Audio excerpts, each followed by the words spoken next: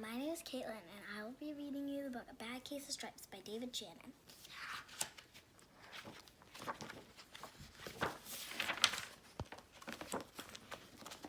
Camilla Cream loved lima beans, but she never ate them. All of her friends hated lima beans, and she wanted to fit in. Camilla was always worried about what other people thought of her. Today she was fretting even more than usual. It was the first day of school, and she couldn't decide what to wear. There are so many people to impress. She tried on 42 outfits, but none seemed quite right. She put on a pretty red dress and looked in the mirror. Then she screamed.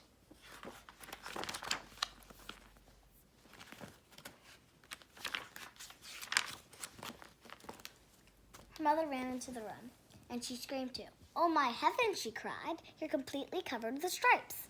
That was certainly true. Camilla was striped from head to toe. She looked like a rainbow. Mrs. Cream felt Camilla's forehead. "Do you feel all right?" she asked. "I feel fine," Camilla answered, "but just look at me." "You get back in bed this instant," her mother ordered. "You're not going to school today." Camilla was relieved. She didn't want to miss the first day of school, but she was afraid of what the other kids would say, and she had no idea what to wear with those crazy stripes.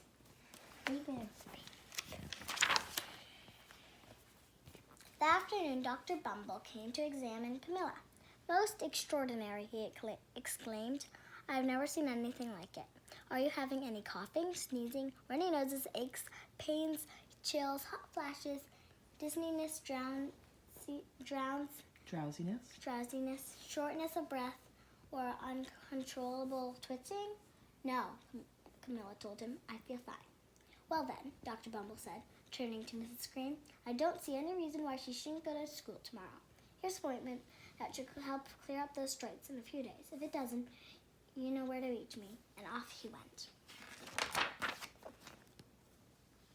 The next day was a disaster. Everyone at school laughed at Camilla. They called her Camilla Crayon and the Knight of the Living Lollipop. She tried her best to act as if everything was normal, but when the class said the Pledge of Allegiance, her stripes turned red, white, and blue, and she broke out in stars. The other kids thought it was great. One yelled out, "Let's see some purple polka dots." Sure enough, Camilla turned all purple polka dotty. Someone else shouted, "Checkboard!" and a pattern of squares covered her skin. Soon everyone was calling out different shapes and colors, and poor Camilla was changing faster than you can change channels on a TV. That night, Mr. Harm, the school principal, called. "I'm sorry, Mrs. Cream," he said. "I'm going to have to ask you to keep Camilla home from school. She's just too much of a distraction. And I've been getting calls from the other parents. They're afraid those stripes will be maybe contagious." Camilla was so embarrassed she couldn't believe that 2 days ago everyone liked her. Now nobody wanted to be in the same room with her. Her father tried to make her feel better. "Is there anything I can get you, sweetheart?" he asked. "No, thank you," sighed Camilla. What she really wanted was a nice plate of lima beans, but she had been laughed at enough for one day.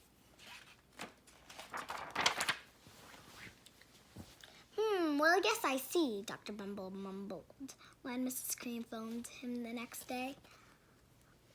"I think I'd better bring in the specialist. We'll be right over." About an hour later, Dr. Bumble arrived with 4 people in long white coats. He introduced them to the Cranes. "This is Dr. Goop, Dr. Sponge, Dr. Cricket, and Dr. Young." Then the specialist went to work on Camilla. They squeezed and jabbed, tapped and tested. It was very uncomfortable. "Well, it's not the mumps," concluded Dr. Grupp. "Or the measles," said Dr. Sponge. "Definitely not chicken pox," put in Dr. Cricket. Or sunburn," said Dr. Young. "Try these," said the specialist. They each handed her a bottle filled with different colored pills. Take one of each before bed," said Dr. Goop. Then they filled out the door, followed by Dr. Bumble.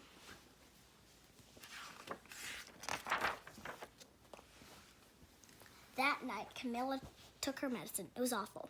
When she woke up in the morning, she didn't feel different. But when she got dressed, her clothes didn't fit right. She looked in the mirror, and there, Staring back at her was a giant multicolored pill with her face on it.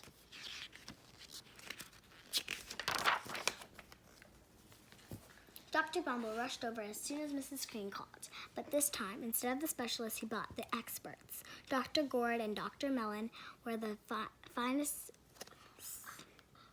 scientific minds in the land. Once again, Camilla was poked and prodded, looked at and listened to. The experts wrote down lots of numbers.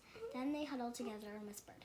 Dr. Gourd finally spoke. "It might be a virus," he announced with authority.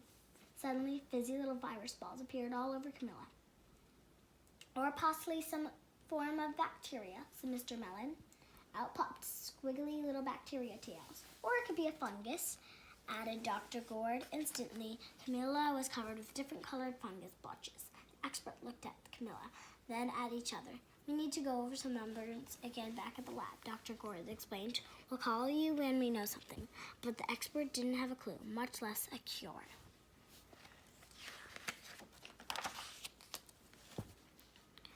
By now, the TV news has found out about Camilla. Reporters from every channel were outside her house, telling the story of the bizarre case of the incredible changing kid.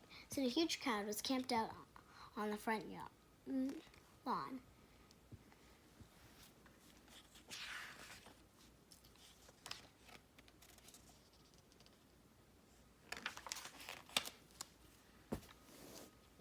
The creams were swamped with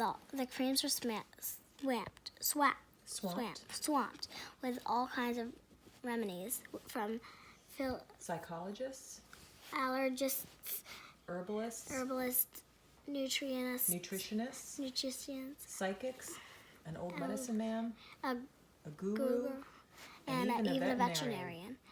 Each so-called cure only added to poor Camilla's strange appearance until it was hard to even recognize her. She sprouted roots and berries and crystals and feathers and a long furry tail, but nothing worked.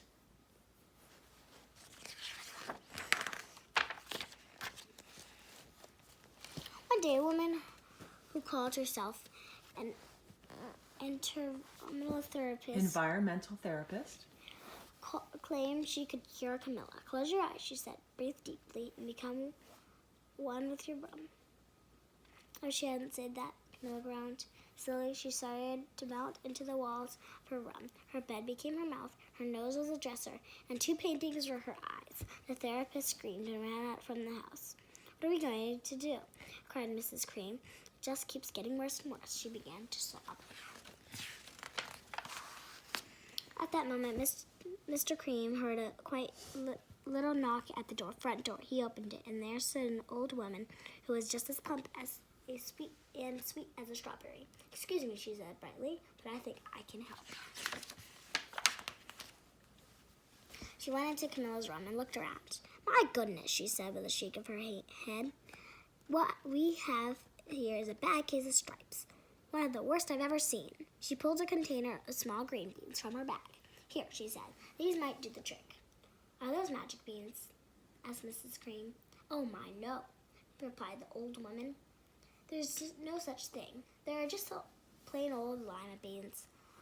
"I'll bet you'd like some, wouldn't you?" she asked Camilla. Camilla wanted a big, heaping plate full of lima beans, more than just about anything, but she was still afraid to admit it.